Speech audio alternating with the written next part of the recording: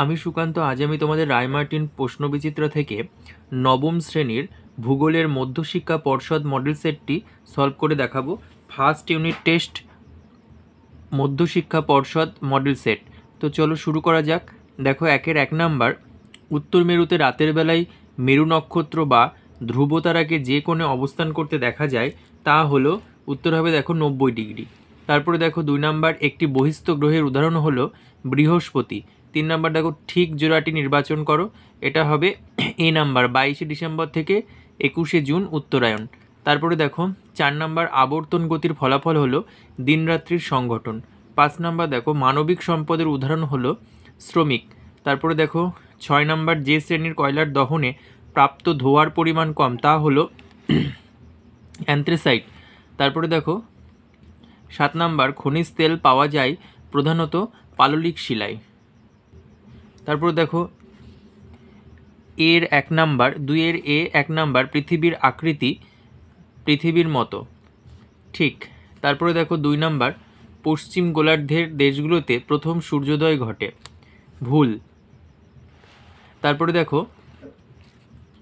B number, 2 B, উপযুক্ত শব্দ বসিয়ে শূন্যস্থান পূরণ করো। 1 নাম্বার, পৃথিবী নিরক্ষীয় ব্যাস ও মেরু ব্যাসের মধ্যে ব্যবধান প্রায় 43 কিমি। 2 নাম্বার দেখো, পৃথিবীর আলোকিত অন্ধকার অংশের বৃত্তাকার সীমারেখা হলো ছায়াবৃত্ত বা ছায়াবৃত্ত নামে পরিচিত। তারপরে দেখো স্তম্ভ মেলানো। সি নাম্বারে ম্যাগনেটাইট, এটা হবে আকরিক লৌহ। সম্পদ, এটা হবে অভাবমোচনের ক্ষমতা। 3 নাম্বার দেখো প্রবহমান সম্পদ, এটা হবে সৌরশক্তি। তারপরে দেখো 3-এর 1 নাম্বার, পৃথিবীর গোলাকার আকৃতির একটি প্রমাণ দাও।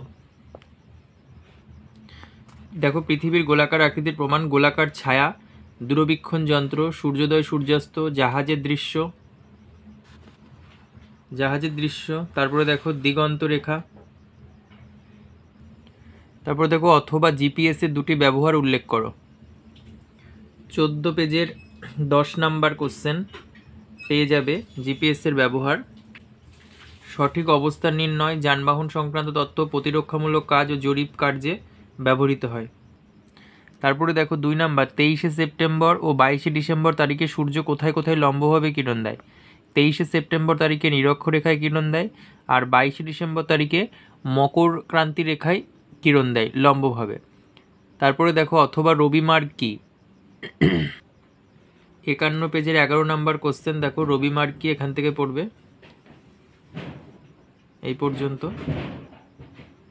তারপর দেখো 3 নাম্বার, কোনো নিরপেক্ষ বস্তুর সম্পদ হয়ে ওঠার 2টি শর্ত উল্লেখ করো। 236 পেজের 5 নাম্বার কোশ্চেন দেখো, এখান থেকে পড়বে। তারপরে দেখো এদিকে এই পর্যন্ত। তারপরে দেখো অথবা সম্পদ কাকে বলে।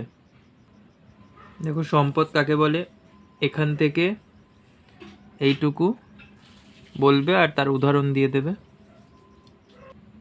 তারপর দেখো 4-এর 1 নাম্বার, সৌরজগতের অন্যান্য গ্রহগুলির মধ্যে একমাত্র পৃথিবী জীবকুলের আবাসস্থল। বক্তব্যটি সপক্ষে 3টি যুক্তি দাও। 14 পেজের 9 নাম্বার কোশ্চেন, এখান থেকে পড়বে। অনুকূল অবস্থান, পর্যাপ্ত সূর্যলোক, সুবিস্তৃত জলমণ্ডল, সুবিস্তৃত বায়ুমণ্ডল, শিলামণ্ডলের প্রভাব।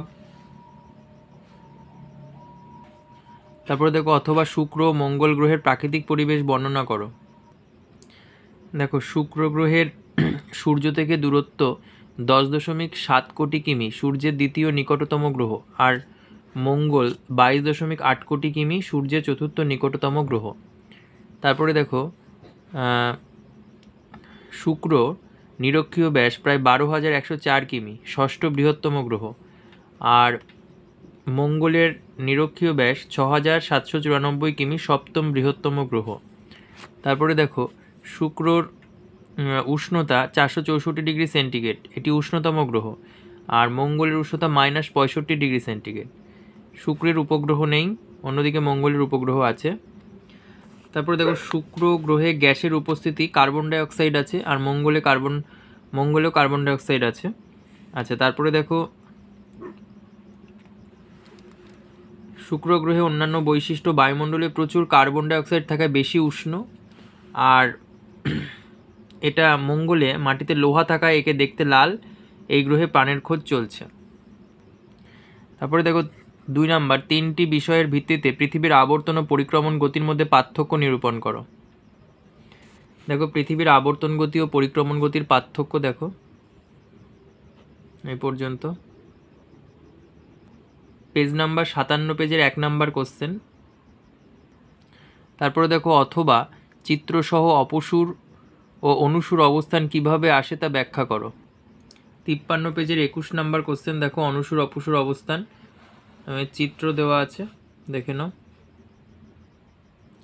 তারপরে দেখো 3 নাম্বার, প্রচলিত অপ্রচলিত শক্তির উৎসের মধ্যে 3টি পার্থক্য নিরূপণ করো।